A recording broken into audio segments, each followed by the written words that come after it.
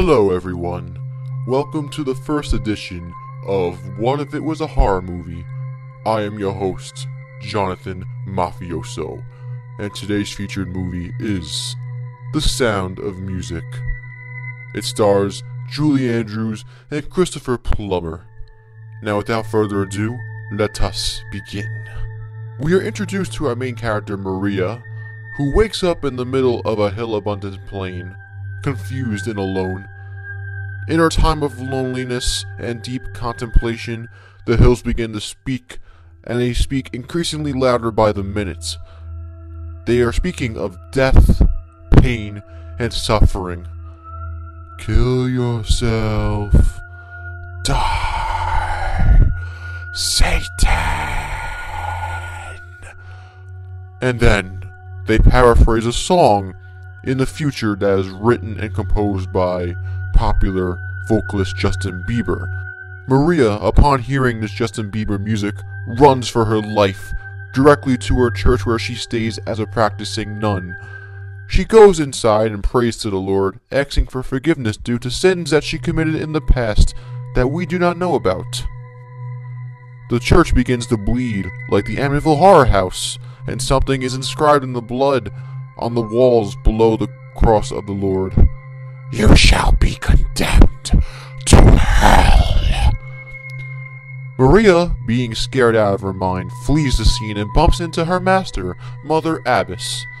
Mother excommunicates Maria for unknown reasons and sends her to a family home in Austria to be a governess. Mother says that her sins could be cleansed working in this home that is ran under Captain George Von Trapp and his 7 delightful children. The children are Jewish because they were adopted into the family under George and his recently deceased wife who died in a tragic car crash. She was decapitated during the process. George keeps his wife's head in a submerged glass container within his bedroom, but the children do not know. He's also hesitant at first, but he becomes accustomed to Maria's presence in the household. After a while, Maria and the children begin to sing happy 60s music, as I like to call it. Some examples include My Favorite Things to Have Sex With, and Do, Re, Mi, Fa, Ooh, Ooh, Oh yes. The father notices this and does not approve. He kicks Maria out and tells her to run for the speaking hills as he begins to see the Baroness, another sexualized woman.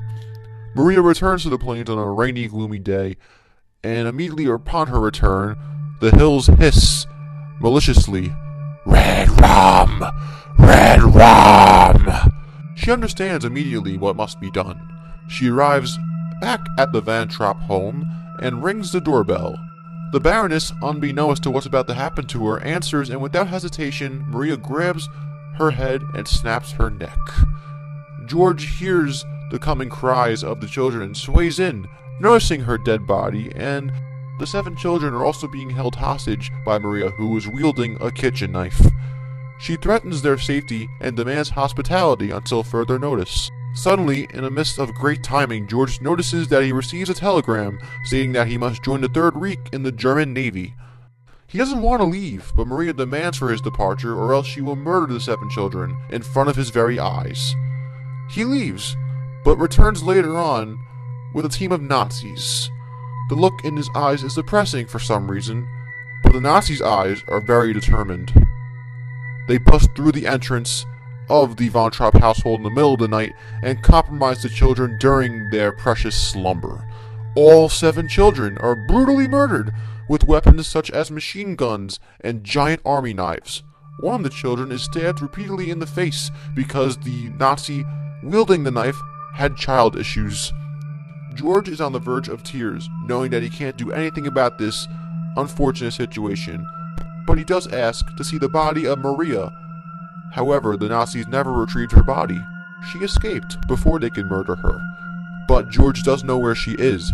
We receive a flashback to a better time when George and Maria were having a romantic conversation, and she told him of a quiet, sacred place where she was a learning nun.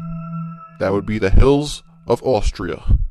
He runs off to the location to find a demonized Maria standing in a desolated plain with black, soulless eyes and a supernaturally transformed body, making her appear as a very, very disturbing monster.